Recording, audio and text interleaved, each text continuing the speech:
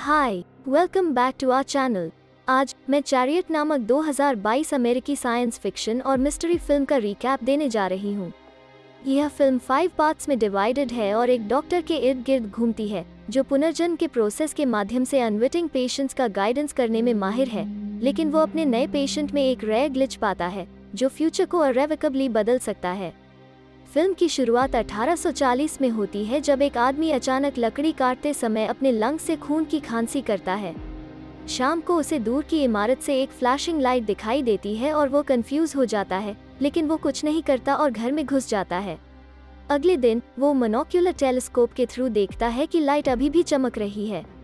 कुछ मोमेंट्स बाद उस आदमी की मृत्यु हो गई, लेकिन किसी तरह उसे एक मास्क्ड मैन द्वारा देखा गया जिसने मॉडर्न सूट पहना हुआ है। सीन आज के समय में चला जाता है जहां हैरिसन हार्डी नाम का एक युवक स्लीप डॉक्टर को कंसल्ट करता है अपने रिकरिंग वियर्ड ड्रीम को सॉल्व करने के लिए, जो 4000 से अधिक बार हो चुका है। उनका कहना है कि उन्होंने कई थेरेपीज ली, लेकिन उनमें से कोई भी इफेक्टिव नहीं था। डॉक्टर एक ट्रीटमेंट प्रदान करता है जिसका दावा है कि रिकरिंग ड्रीम को एलिमिनेट करने के लिए यह बहुत इफेक्टिव होगा। इससे पहले डॉक्टर को उसकी सिचुएशन को समझने की जरूरत है और उसे सपने को फिर से देखने का ऑर्डर देता है। सपना उस घर में होता है जहां हैरिसन बड़ा हुआ था। वो अपने पिता से कुछ पूछने के लिए हॉलवे से नीचे भागता है, लेकिन वो हमेशा अपने पिता के पास पहुंचने से पहले ही जाग जाता है। वो कहते हैं कि वो हमेशा सपने में एक एटक देखते हैं, लेकिन उनके पिछले घर में कोई एटक नहीं था और वो इस बारे में बहुत श्योर हैं। एट सम पॉइंट जब उसका सपना उसे पागल कर रहा था, उसने वास्तविक जीवन में छत को भी तोड़ दिया, यह देखने के लिए कि कोई एटक है या नहीं, लेकिन कुछ भी नहीं मिला। पता चला कि वो अभी लैफायट में चला गया है और पुरानी बिल्डिंग में एक कमरा किराए पर ले लिया। वहाँ पर एक महिला उससे पूछती है कि क्या उसने कभी बिल्डिंग के बारे में ऑनलाइन सुना है, और उसका रिस्पॉन्स उसे हंसाता है। महिला के जाने के बाद वो तुरंत बेड पर चला जाता है, लेकिन एक पेंटिंग से डिस्ट्रैक्टेड हो जाता है। वो इसे फेंकने का फैसला करता है और सो जाता है। हमेशा की तरह सपना फिर से उसी लैंडस्केप के साथ आता है और वो अपने पिता को देखने से ठीक पहले उठता है। कपड़े धोते समय वो गलती से गलत कपड़े ले लेता है और मारिया नाम की एक महिला अचानक उसे कन्फ्रंट करती है। हैरिसन एक सेकंड के लिए चौंका और महसूस करता है कि महिला बिल्कुल वैसी ही दिखती है जैसी उसने अपने सपने में देखा था। वो बातचीत शुरू करती है, लैफायट में उसके आने के इरादे पर सवाल उठाती है। मारिया उसे बाद में अपने प्लेस पर इनवाइट करती है अगर वो उस प्लेस के बारे में अधिक जानना चाहता है, क्योंकि हैरिसन का शहर में कोई रिलेटिव या फ्रेंड नहीं है। उस रात बाद में वो महिला के पास आता है और जब वो पेंटिंग देखता है जिसे उसने पहले फेंक दिया था, वो उसके कमरे में रखी होती है। उसका दावा है कि ये पेंटिंग उनके परिवार में पीढ़ियों से है। उसके बाद उन्होंने एक साथ डिनर किया जहां मारिया उसे बताती है कि लैफायट अनयूजुअल लोगों को इकट्ठा करता है, इसलिए वो हैरिसन से पूछती है कि उसकी यूनिकनेस क्या है। वो महिला को अपना सपना बताता है। मारिया उसे एक सिगरेट पेश करती है, लेकिन वो हम्बली मना कर देता है और बाथरूम में चला जाता है। बाद में कपल एक ब्रीफ रोमांटिक रात स्पेंड करते हैं और महिला उसे तब तक चिढ़ाती रहती है जब तक उन्हें पता नहीं चलता कि रात हो चुकी है। जाने से पहले मारिया हैरिसन को बताती है कि उसने एक बार एक सपना देखा था और समुद्र तट के बीच में अपने बीच हाउस के बाहर एक काला घोड़ा देखा था। वो कहती है कि वो उठी और खिड़की की ओर बढ़ी और पता चला कि काला घोड़ा वास्तव में मौजूद है। वो फिर उसे अगली रात आने के लिए इनवाइट करती है, यह दावा करते हुए कि वो उसे अपने सपने में एटक का पता लगाने में मदद कर सकती है। अगले दिन हैरिसन एक महिला को बिल्डिंग के ऊपर से गाते हुए सुनता है और उससे कांटेक्ट करने का ट्राई करता है। हालांकि मास्क्ड महिला उसे देखती है और भाग जाती है। फिर वो फिर से मारिया के घर जाता है और उसे छत पर बैठी महिला के बारे में बताता है। मारिया ने खुलासा किया कि उसका नाम चार्मेन है और वो जानबूझकर एक मुखौटा पहनती है ताकि लोग उसके प्यार में न पड़े क्योंकि उसका चेहरा सुंदर है।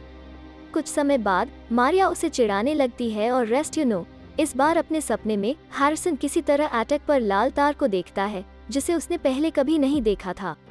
सुबह हैरिसन एक ऐसे व्यक्ति से मिलता है जो मारिया की स्मेल को पहचानता है और कंक्लूजन निकालता है कि वो उसके साथ सोया था। वो उसके रूम में उसका पीछा करता है और हैरिसन की परमिशन के बिना उसके रूम में एंटर करता है। आदमी रैंडमली अपनी लाइफ प्रॉब्लम्स हैरिसन के साथ शेयर करता है, जो इसके बारे में परवाह नहीं करता है। वो कहता है कि वो एक रेयर टर्टल्स की देखभाल करने वाले के रूप में काम करता है, जिसका काम उन्हें रिप्रोडक्शन के लिए मजबूर करना है। वो उनके टैंक में एक बेड और म्यूजिक भी लगाते हैं, लेकिन इनमें से कोई भी ट्रायल सक्सेसफुल नहीं होता है। आदमी के जाने के बाद हैरिसन स्लीप डॉक्टर के पास लौटता है और उसे बताता है कि मारिया से मिलने के बाद सपना थोड़ा बदल गया है। डॉक्टर किसी तरह मारिया को जानता है और मारिया के साथ उसके सोने के बारे जानकर अचानक अपसेट हो जाता है। उसने मेंशन किया कि मीटिंग का समय एक्सपेक्टेड नहीं है और सजेस्ट करता है कि हैरिसन को अगली मीटिंग में हिप्नोसिस ट्रीटमेंट शुरू करना चाहिए।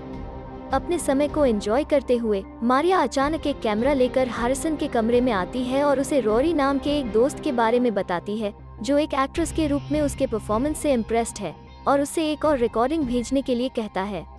वो उसे रिकॉर्ड करने के लिए हैरिसन की मदद मांगती है। रिकॉर्डिंग सेशन के बाद मारिया हैरिसन को अपनी पार्टी में इनवाइट करती है। जैसा कि वादा किया गया था, हैरिसन पार्टी में शामिल होता है और मारिया अपनी खुशी व्यक्त करते हुए तुरंत उसके पास जाती है। वो अपने दोस्तों लॉरेन और ओलिवर को हैरिसन से मिलवाती है। वो चौंक जाता है जब उसे पता चलता है कि लॉरेन और ओलिवर एक ही शरीर में रहते हैं। मारिया ने खुलासा किया कि लॉरेन 56 वर्षीय ओलिवर के साथ अपनी बॉडी शेयर करती है। जब मारिया अन्य विजिटर्स का वेलकम करने के लिए निकलती है तो हैरिसन डिसोसिएटिव आइडेंटिटी डिसऑर्डर वाली महिला से बात करने की कोशिश करता है। वो एक ऐसी महिला से भी मिलता है जिसके एक शरीर में 2 सिर हैं। वो फिर से DID से कांटेक्ट करता है, लेकिन अब वो ओलिवर में बदल गई है, जो हाश और थोड़ी पागल है, लेकिन हैरिसन को उससे बात करने में मजा आता है। ओलिवर का दावा है कि उसने उसे एक म्यूचुअल एक्वेंटेंस द्वारा दिखाई गई एक तस्वीर में देखा था, जो हैरिसन को कंफ्यूज करता है क्योंकि वो पहले कभी शहर नहीं आया था। दूसरी तरफ रोरी नाम के एक व्यक्ति का सामना मिस्टीरियस गेस्ट से होता है, जो स्लीप डॉक्टर और एक आदमी है जिसका चेहरा ढका होता है। डॉक्टर रोरी को कुछ सामान के साथ उसकी सहायता करने के लिए कहता है, लेकिन रोरी घबरा जाता है। उसे बताता है कि वो अभी भी बुरे सपने का अनुभव कर रहा है। डॉक्टर फिर दूसरे लड़के को रिवील करता है जिसका चेहरा एग्जैक्ट रोरी की तरह है।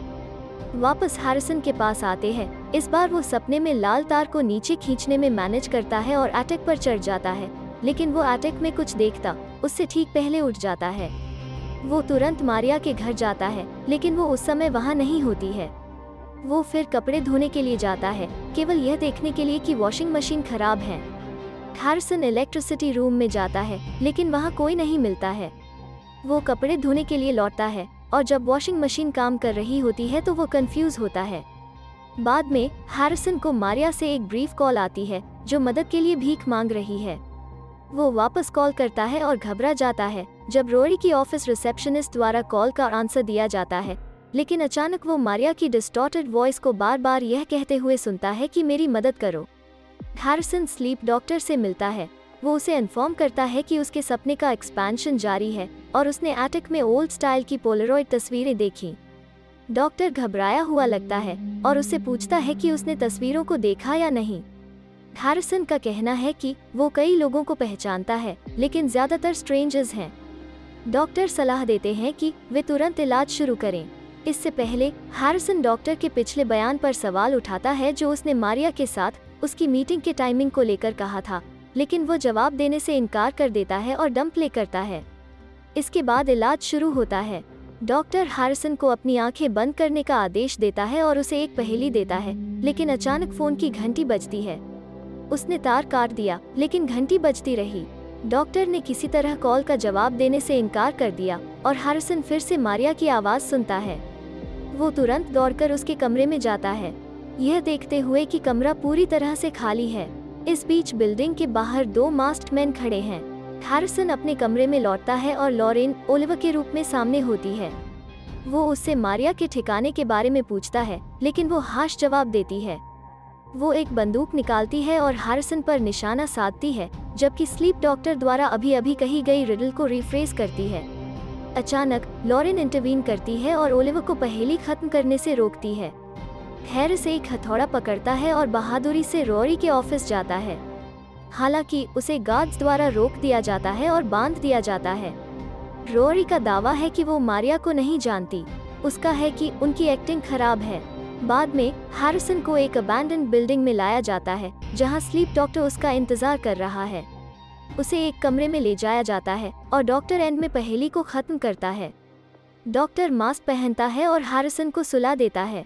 अपने सपने में हैरिसन एटिक में जाता है और वहां डॉक्टर को ढूंढता है। वो बताता है कि सिस्टम लगभग सही है, लेकिन मारिया के साथ हैरिसन के एनकाउंटर के बाद एक रेयर ग्लिच आया था, जो हैरिसन की पिछली लाइफ में लवा थी, और डॉक्टर को सब कुछ साफ करना पड़ा। इस प्रकार वो सभी तस्वीरों को जला देता है। यह सीन एक कपल के पास जाता है जो अपने दोस्त के घर एक साथ डिनर के लिए जाते हैं। हालांकि उनके पहुंचते ही अपस्टेयर्स में रहने वाली दूसरी महिला को देखकर महिला चौंक जाती है और यही फिल्म खत्म हो जाती है। तो क्या आपको समझ आई मिस्ट्री उस दूसरी लड़की की? हमें कमेंट बॉक्स में जरूर बताएं। वीडियो को लाइक और शेयर करें, साथ ही चैनल को सब्सक्राइब करना न भूलें। देखने के लिए धन्यवाद।